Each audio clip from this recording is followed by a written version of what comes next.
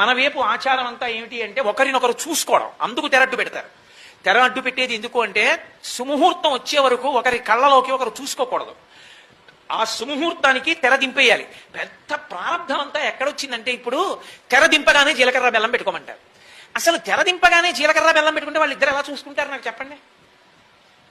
ఈయన ఇలా పెట్టిటాడు, ఆవిడ ఇలా పెడుతుంది కాబట్టి పొట్టి చెయ్యో పొడుగు చెయ్యో ముందుకు వంగిందో ఏంటి బాగుండదు, రేపు పొద్దున్న జీవితాంతం ఆ రోజున మీరు వంగలేదంటుంది అని ఈయన ముందుకెళ్ళి ఇలా పెట్టి ఇలా పెడతాడు. అసలైన వాళ్ళు ఉండనే ఉంటారు. వాడు వీడియో పట్టుకుని ఉంటాడు, వాడికన్నా బ్రహ్మవేత్త లోకంలో ఇంకోడు ఉంటాడు. వాడు మెడ తెగిపోయిన కోడిలా ఇలా చూడమంటాడు, ఇలా పెట్టి ఇలాగే ఉంటారు వాళ్ళు. సుముహూర్తానికి వీడియో అంక చూడమన్నారా, సుముహూర్తానికి ఒకరినొకరిని చూసుకోమన్నారా? ఈలోగా ముహూర్త కాలం అయిపోతుంది. ఇంకేం అభ్యున్నతి. ఇంకా తర్వాత కనబడ్డ వాళ్ళందరి దగ్గరికి వెళ్ళి మాకు పెళ్ళి 7 ఏళ్ళు అయిందండి, పిల్లలు పుట్టలేదండి, ఏమిటో మా ఆయనకి నాకు తగాదాలుగా ఉందండి, లేకపోతే మా మామగారు అలా మా నాన్నగారు మాట్లాడుకోరండి. రావు సుముహూర్తానికి వీడియో చూసావు, మంత్రం అయింది, ఒకళ్ళ కళ్ళలో ఒకళ్ళు చూసుకుంటే కదూ.